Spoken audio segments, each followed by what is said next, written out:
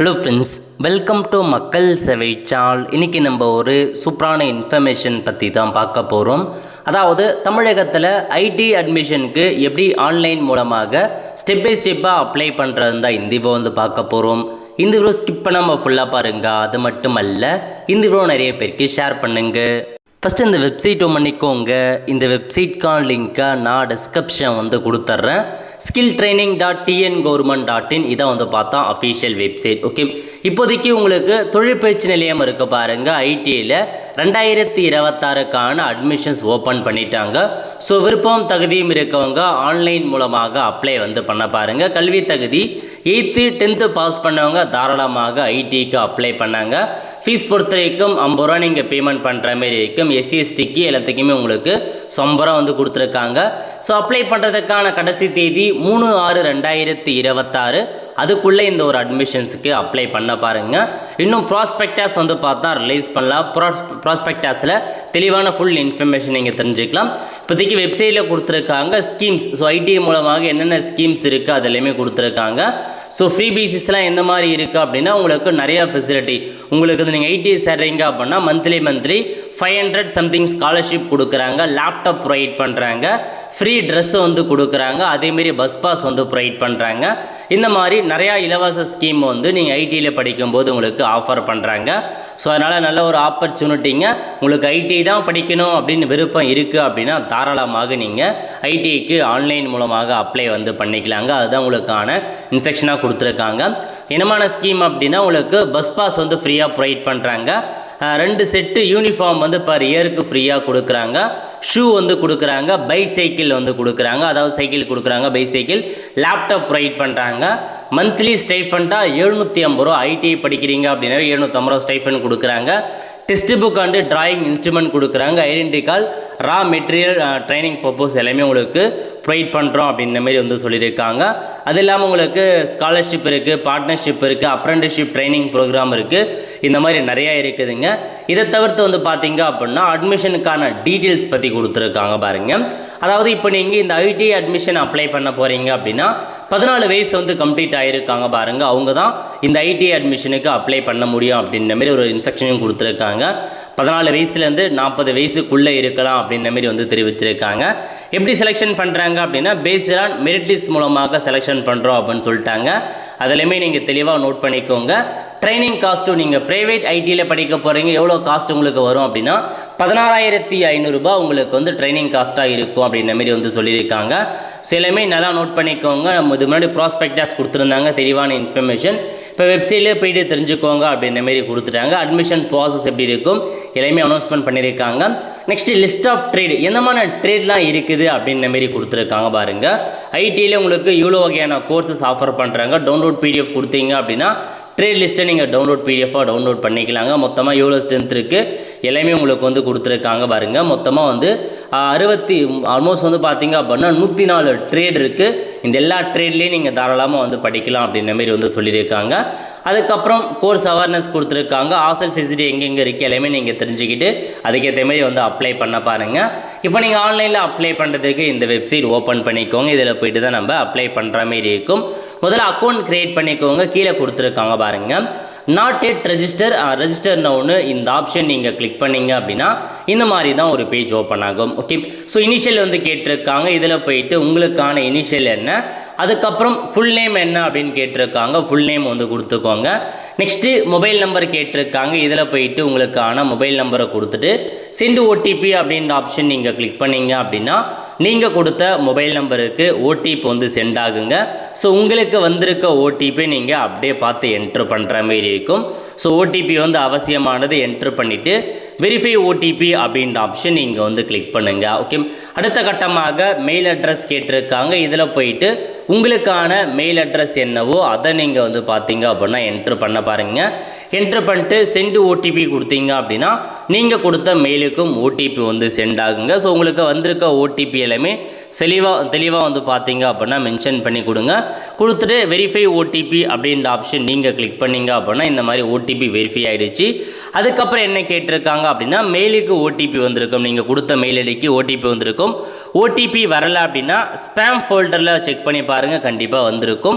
So இப்போ மெயிலுக்கு வந்திருக்க ஓடிபி என்ட்ரு பண்ணிட்டு வெரிஃபை ஓடிபி கிளிக் பண்ணிங்க அப்படின்னா உங்களுக்கான ஓடிபி வெரிஃபை ஆகிடுச்சிங்க.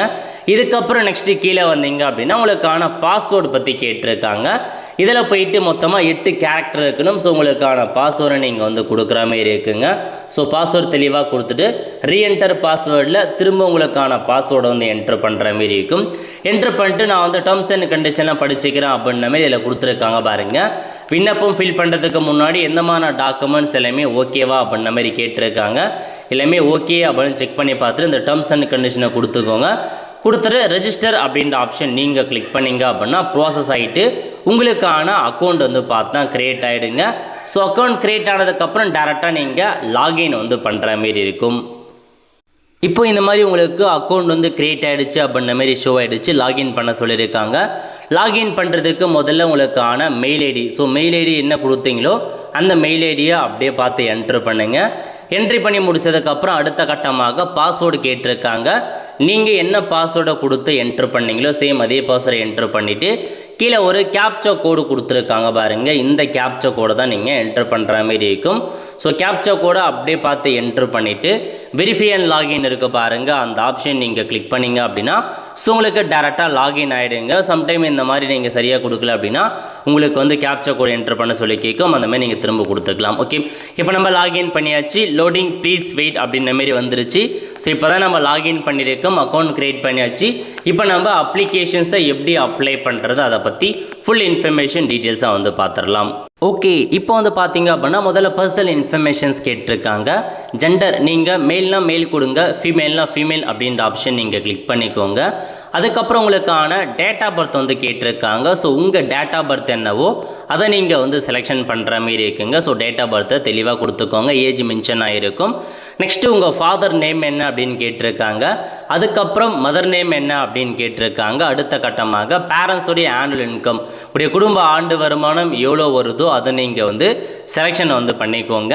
அதுக்கப்புறம் மதம் வந்து கேட்டிருக்காங்க. நீங்கள் ஹிந்துவா முஸ்லீமா கிறிஸ்டினா அப்படின்ற மாதிரி உங்களுக்கான மதம் என்னவோ அதை செலக்ட் பண்ணிட்டு கேட்டகரி நீங்கள் என்ன கேட்டகரியை சார்ந்தவங்க, ஜென்ரலா, எஸ்சியா, எஸ்டியா, எம்பிசியா, பிசியா அப்படின்ற மாரி உங்களுக்கான கம்யூனிட்டி கேட்டகரியை கொடுத்துட்டு அதில் என்னமான கேஸ்ட் அப்படின்னு கேட்டிருக்காங்க. இதில் போயிட்டு உங்கள் கேஸ்ட் எதுவோ அதை நீங்கள் வந்து செலெக்ஷன் பண்ணுற மாரி இருக்கும். செலெக்ஷன் பண்ணதுக்கப்புறம் பிளட் குரூப் கேட்டிருக்காங்க. உங்கள் பிளட் குரூப் என்னவோ அதை நீங்கள் மென்ஷன் பண்ணிக்கோங்க. அடுத்த கட்டமாக ஆதார் நம்பர் வந்து கேட்டிருக்காங்க. ஸோ இதில் போயிட்டு உங்களுக்கான ஆதார் நம்பர் என்னவோ அதை நீங்கள் வந்து மென்ஷன் பண்ணிக்கோங்க. ஸோ மென்ஷன் பண்ணதுக்கப்புறம் நெக்ஸ்ட்டு வந்து பாருங்கள், அவங்களுடைய பேரண்ட்ஸுடைய மொபைல் நம்பர் கேட்டிருக்காங்க. ஸோ பேரண்ட்ஸுடைய மொபைல் நம்பர் இருந்தால் கொடுங்க, இல்லை ஸ்கிப் பண்ணிக்கோங்க, அது ஆப்ஷனல் தான். அதுக்கப்புறம் அட்ரஸ் வந்து கேட்டிருக்காங்க பாருங்கள். முதல்ல உங்கள் டோர் நம்பர் என்ன, அதுக்கப்புறம் ஸ்ட்ரீட் நேம் என்ன, நெக்ஸ்ட்டு ஏரியா என்ன அப்படின்னு கேட்டிருக்காங்க. அதுக்கப்புறம் ஸ்டேட் நம்ம தமிழ்நாடு கொடுத்துக்கலாங்க. அதுக்கப்புறம் வந்து பார்த்தீங்க அப்படின்னா டிஸ்ட்ரிக் வந்து கேட்டிருக்காங்க. இதில் போயிட்டு உங்களுக்கான டிஸ்ட்ரிக் நீங்கள் என்ட்ரு பண்ணுற மாரி இருக்கும். ஸோ டிஸ்ட்ரிக் வந்து பார்த்தா லோட் ஆகுது. ஸோ இப்போ இதில் போயிட்டு உங்களுக்கான டிஸ்ட்ரிக் எதுவோ அதை நீங்கள் வந்து மென்ஷன் வந்து பண்ணிக்கோங்க சரியாக. ஓகே, அதுக்கப்புறம் தாலுக்கு வந்து கேட்டிருக்காங்க. இதில் போயிட்டு உங்கள் தாலுக்கு எதுவோ அதையும் நீங்கள் வந்து மென்ஷன் பண்ணுற மாரி இருக்குங்க. ஸோ எல்லாத்தையுமே அட்ரஸ் எல்லாமே தெளிவாக கொடுக்க பாருங்கள். அப்போ தான் உங்களுக்கு எல்லாமே டீல்ஸ் அப்போ கரெக்டாக கொடுக்க முடியும். அப்புறம் தாலுக்கு சைட் பண்ணிட்டு வில்லேஜ் கேட்டிருக்காங்க. இதில் போயிட்டு உங்களுக்கான வில்லேஜ் எதுவோ அதை நீங்கள் கொடுத்துட்டு பின்கோடு கேட்டிருக்காங்க. உங்கள் ஊருக்கான பின்கோடு என்ட்ரு பண்ணுங்கள். ஸோ இப்போ வந்து பாருங்கள், கரண்ட் அட்ரஸும் உங்களுடைய பர்மனண்ட் அட்ரஸும் ஒன்றா இருக்குது அப்படின்னா இந்த இடத்துல செக் பாக்ஸை கிளிக் பண்ணிங்க அப்படின்னா அட்ரஸ் அப்படியே வந்து காப்பி ஆகிடுங்க. அதுக்கப்புறம் ப்ரியாரிட்டி கேட்டிருக்காங்க. நீங்கள் முன்னுரிமை கோர விரும்புகிறீங்க அப்படின்னா ஆம் அப்படின்ற ஆப்ஷன் நீங்கள் வந்து கிளிக் பண்ணி என்னமான ப்ரியாரிட்டி கொடுத்துருக்காங்க அப்படின்னா மாற்றுத்திறனாளியாக இருக்கீங்க அப்படின்னா அதுக்கான ஆப்ஷனை செலக்ட் பண்ணுங்கள். முன்னாள் இராணுவ வீரர் அப்படின்னா அதுக்கான ஆப்ஷனை செலக்ட் பண்ணலாம். ஸ்போர்ட்ஸ் பர்சனாக இருக்கீங்க, ஆதரவற்ற விதவியாக இருக்கீங்க, ஆதரவற்றோராக இருக்கீங்க அப்படின்னா அதுக்கான ஆப்ஷனை கொடுங்க. எதுவுமே இல்லை அப்படின்னா நீங்கள் வந்து முன்னுரிமை கோர முடியாது, நோ கொடுத்துக்கலாம். முன்னுரிமை கோரீங்க அப்படின்னா அதுக்கான டாக்குமெண்ட்ஸை கண்டிப்பாக நீங்கள் அட்டாச் பண்ணியே ஆகணுங்க. எல்லாமே கரெக்டாக செக் பண்ணி பார்த்துட்டு 7 கண்ட்ரியும் கொடுத்தீங்க அப்படின்னா உங்களுக்கு இந்த பேஜ் சேவ் ஆகிட்டு அடுத்த கட்டமாக ஸோ எந்த காலேஜ் அப்ளை பண்ண போகிறீங்க, எதுக்கு அப்ளை பண்ண போகிறீங்க, 8th அப்ளை பண்ண போகிறீங்களா, 10th அப்ளை பண்ண போகலாம், இல்லை 8th 10th ரெண்டுத்தையுமே அப்ளை பண்ண போகிறீங்களா அப்படின்னு கேட்டிருக்காங்க. இப்போ நீங்கள் 8th மட்டும் பாஸ் பண்ணியிருக்கீங்க அப்படின்னா 8th வந்து செலக்ட் பண்ணிவிட்டு ஸோ உங்கள் 8th ஸ்கூல் நேம் என்ன, உங்கள் ஸ்கூல் எந்த இடத்துல இருக்குது, எந்த ஸ்டேட் எந்த டிஸ்ட்ரிக்டில் படிச்சிங்க, தேர்ச்சி பெற்றதுக்கான அந்த இயர் மற்றும் மந்த் எல்லாமே வந்து கேட்டிருக்காங்க. அதேமாரி மதிப்பெண் வந்து கொடுக்குற மாரி இருக்கும். 8th மார்க் ஷீட்டை வாங்கி கண்டிப்பாக நீங்கள் மதிப்பெண் கொடுத்தே ஆகணுங்க. ஒருவேளை நீங்கள் 10th வந்து பாஸ் பண்ணியிருக்கீங்க, 10th வச்சு அப்ளை பண்ண போகிறோம் அப்படின்றவங்க 10th இன்ஃபர்மேஷன், 10th வந்து எந்த ஸ்கூலில் படிச்சிங்க, அந்த ஏரியா எந்த ஸ்கூலில், அந்த ஸ்கூல் வந்து எந்த ஏரியாவில் இருக்குது, எந்த ஸ்டேட் எந்த டிஸ்ட்ரிக்ட் சைட் பண்ணிட்டு மதிப்பெண் 10th எவ்வளோ மதிப்பெண் எடுத்தீங்க அப்படின்ற மாதிரி நீங்கள் கொடுக்குற மாரி இருக்கும். ஸோ போத் கிளிக் பண்ணுறீங்க அப்படின்னா ரெண்டுத்தையுமே 8th மதிப்பெண்ணும் என்ட்ரு பண்ணணும், 10th டீட்டெயில்ஸும் வந்து என்ட்ரு பண்ணுற மாரி இருக்கும். அதனால் நோட் பண்ணிக்கோங்க. 8th முடித்தவங்க 8th அப்ளை பண்ணுங்க. பட் அதுக்கு 8th மார்க் ஷீட்டோ இல்லை ஸ்கூலில் வாங்கினா மெட்டீரியலோ அந்த இதுவும் உங்களுக்கு தேவைப்படும். 10th முடிச்சிருக்கீங்க அப்படின்னா 10th வச்சு அப்ளை பண்ணலாம். போத்து கொடுக்குறீங்க அப்படின்னா 8th 10th ரெண்டுத்துக்கான டாக்குமெண்ட்ஸுமே நீங்கள் அட்டாச் பண்ணுற மாரி இருக்குங்க. இப்போ நீங்கள் 10th மட்டும் அப்ளை பண்ணுறீங்க அப்படின்னா 10th ஒரு சில ட்ரேட் மட்டும் தான் இருக்கும். பட் 10th நிறையா ட்ரேட் இருக்கும். அதனால் இதுக்கு இந்தமாரி பார்த்து அப்ளை பண்ணுங்கள். ஸோ நான் வந்து ஸ்கூல் நேம் கொடுத்துக்கிறேன், கவர்மெண்ட் கொடுத்துட்டு நீங்கள் ஃபுல் நேம் ஸ்கூல் டைப் பண்ணிக்கோங்க. அது எந்த ஊரில் இருக்குது அப்படின்னு கொடுத்துட்டு ஸ்டேட் கேட்டிருக்காங்க, ஸ்டேட் என்ன, அதுக்கப்புறம் டிஸ்ட்ரிக்ட் கேட்டிருக்காங்க பாருங்கள். இதில் போயிட்டு உங்களுக்கான டிஸ்ட்ரிக்ட் எதுவோ அதை நீங்கள் வந்து செலெக்ஷன் பண்ணுற மாரி இருக்குங்க. ஸோ டிஸ்ட்ரிக்ட் என்னவோ அதை நீங்கள் வந்து கரெக்டாக கொடுக்க பாருங்கள், எந்த டிஸ்ட்ரிக்டில் படிச்சிங்க அப்படின்ற மாரி. ஸோ எல்லாத்தையும் கரெக்டாக கொடுத்துட்டு மந்த்து மற்றும் இயர் ஆஃப் பாசிங் பற்றி கேட்டிருக்காங்க. இப்போ நீங்கள் பாஸ் பண்ண போகிறீங்க, 10th முடிச்சிட்டிங்க அப்படின்றவங்க நீங்கள் இந்த வருஷத்தை கொடுத்துக்கலாம். அப்புறம் மார்க் கேட்டிருக்காங்க. லாங்குவேஜ் ஒன்று தமிழில் வந்து எவ்வளோ மதிப்பெண் எடுத்தீங்க, அதுக்கப்புறம் இங்கிலீஷில் வந்து எவ்வளோ மதிப்பெண் எடுத்தீங்க, அதுக்கப்புறம் வந்து பார்த்தீங்க அப்படின்னா மேக்ஸில் வந்து எவ்வளோ மதிப்பெண் எடுத்தீங்க அப்படின்னு கொடுங்க. நெக்ஸ்ட்டு வந்து பாருங்கள், உங்களுக்கு சயின்ஸ் எல்லாமே சேர்த்து ப்ராக்டிகலோட சேர்த்து எவ்வளோ மதிப்பெண், சோல் சயின்ஸில் எவ்வளோ மதிப்பெண் எடுத்தீங்க அப்படின்னு கொடுக்குற மாரி இருக்கும். கொடுத்துட்டு ஆவரேஜ் மதிப்பெண் எல்லாமே வந்துருச்சுங்க, பர்சன்டேஜ் எல்லாமே கொடுத்துட்டாங்க. அதுக்கப்புறம் அதிகபட்ச கல்வி தகுதி, அதிகபட்சமாக என்ன முடிச்சிருக்கீங்க, 8th 10th 12th ஐடியா என்ன முடிச்சிருக்கோ அதை நீங்கள் சைட் பண்ணிக்கலாங்க. நீங்கள் 12th முடிச்சுட்டு அதிகபட்சமாக முடிச்சிருக்கோம், நீங்கள் தாராளமாக படிக்கலாம். 10th அதிகபட்சமாக முடிச்சுட்டு இருக்கவங்க 10th கொடுத்துக்கோங்க. நான் 12th முடிச்சிருக்கேன், டிப்ளமோ முடிச்சிருக்கேன் அப்படின்றவங்க அதுக்கான ஆப்ஷன் நீங்கள் சைட் பண்ணலாம். நெக்ஸ்ட்டு வந்து பாருங்கள், எம்இஸ் நம்பர் கேட்டிருக்காங்க. இதில் போயிட்டு எம்இஸ் நம்பரை கொடுத்துக்கோங்க. கொடுத்துட்டு டேர்ம்ஸ் அண்ட் கண்டிஷனை மென்ஷன் பண்ணிவிட்டு சேவ் அண்ட் கண்ட்ரியும் கொடுத்தீங்க அப்படின்னா இந்த பேஜ் வந்து சேவ் ஆகிட்டு அடுத்த கட்டமாக டாக்குமெண்ட் வந்து அப்லோட் பண்ண சொல்லி கேட்டிருக்காங்க. டாக்குமெண்ட்டை பொறுத்த வரைக்கும் பாஸ்போர்ட் சைஸ் ஃபோட்டோ 20 KBலேருந்து 100 KBக்குள்ளே அட்டாச் பண்ணுற மாரி இருக்கும். நெக்ஸ்ட்டு சிக்னேச்சரை பொறுத்த வரைக்கும் 20 KBலேருந்து 100 KBக்குள்ளே அட்டாச் பண்ணிக்கோங்க. அதுக்கப்புறம் ஒரு சில டாக்குமெண்ட் இதெல்லாமே 500 KBலேருந்து 50 KBலேருந்து 500 KBக்குள்ள பிடிஎஃப்பில் உங்கள் Aadhaar card, 10th mark sheet, ஜாதி சர்டிஃபிகேட், டிசி இந்த டாக்குமெண்ட்ஸை மட்டும் நீங்கள் அப்லோட் பண்ணால் போதுமானது. ஸோ இந்த மாதிரி டேர்ம்ஸ் அண்ட் கண்டிஷனை கொடுத்துட்டு எல்லா டாக்குமெண்ட்ஸும் அப்லோட் பண்ணிட்டு சேவ் அண்ட் கண்டினியூ அப்படின்ற ஆப்ஷன் நீங்கள் வந்து கிளிக் பண்ணிக்கோங்க. நெக்ஸ்ட்டு உங்களுக்கான காலேஜ் டீட்டெயில்ஸை வந்து ஆட் பண்ணுற மாரி இருக்குங்க.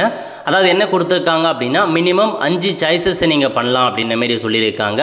ஸோ இப்போ வந்து பாருங்கள், சென்னை, கோயம்புத்தூர், மதுரை, சேலம், திருச்சிராப்பள்ளி, திருநெல்வேலி, விழுப்புரம் போன்ற ரீஜன்லலாம் உங்களுக்கு அந்த இடம் இருக்குது. ஸோ எந்த ரீஜன், அதுக்கப்புறம் டிஸ்ட்ரிக் கேட்டிருக்காங்க. இதில் போயிட்டு உங்கள் டிஸ்ட்ரிக் என்ன, உங்கள் டிஸ்ட்ரிக்டில் ஐடிஐ இருக்கா அப்படின்னா என்னமான ஐடிஐயில் வந்து பாருங்கள், கவர்மெண்ட்டாக இருக்கட்டும் ப்ரைவேட்டாக இருக்கட்டும் எல்லாமே இருக்குங்க. உங்களுக்கு கவர்மெண்ட் வேணும் அப்படின்னா நீங்கள் கவர்மெண்ட்டை சைட் பண்ணலாம்.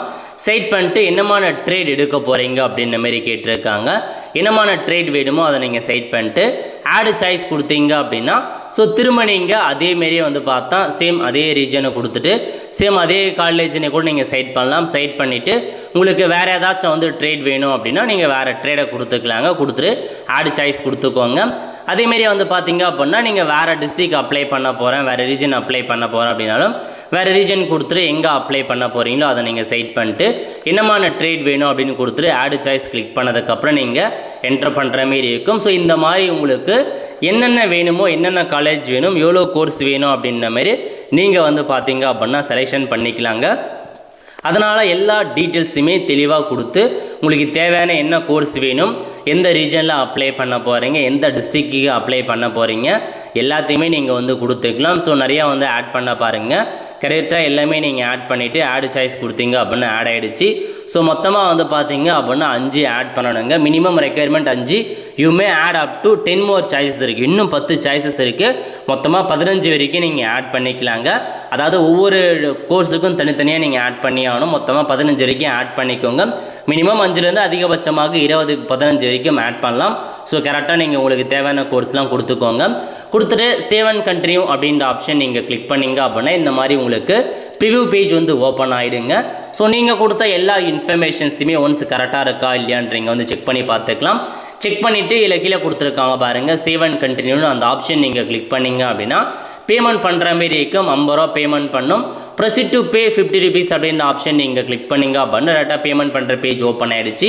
இதில் வந்து பார்த்தீங்கன்னா கிரெடிட் கார்டு, டெபிட் கார்டு நிறையா பேமெண்ட் மெத்தட் கொடுத்துருக்காங்க. ஏதாச்சும் ஒரு பேமெண்ட் மெத்தடை பயன்படுத்தி பேமெண்ட் பண்ணிங்க அப்படின்னா போதுமானது. நீங்கள் ஐடிஐக்கு அட்மிஷனுக்கு அப்ளை பண்ணிடுவீங்க. அப்ளிகேஷன் ஃபார்ம் வரும். அந்த அப்ளிகேஷன் ஃபார்மை ஃபியூச்சர் ரெஃபரன்ஸுக்கு நோட் பண்ணி வச்சுக்கோங்க. ஸோ இதுக்கப்புறம் உங்களுக்கு ஐடிஐக்கான அட்மிஷன் நடக்கும், கவுன்சிலிங் நடக்கும். எல்லாமே மெயிலுக்கு எஸ்எம்எஸ்ல இன்ஃபார்ம் பண்ணுவாங்க. ரெகுலராக மெயில் ஐடியை வந்து செக் பண்ணி பார்த்துட்டே இருங்க. இதுதாங்க உங்களுக்கான டீட்டெயில்ஸ். ஸோ ஐடி அட்மிஷனுக்கு இந்த மாதிரி தான் அப்ளை பண்ணுற மாரி இருக்கும். நிறைய பேருக்கு தெரியப்படுத்துங்க. அடுத்த ஒரு நிலையோடு சந்திப்போம். நன்றி, வணக்கம்.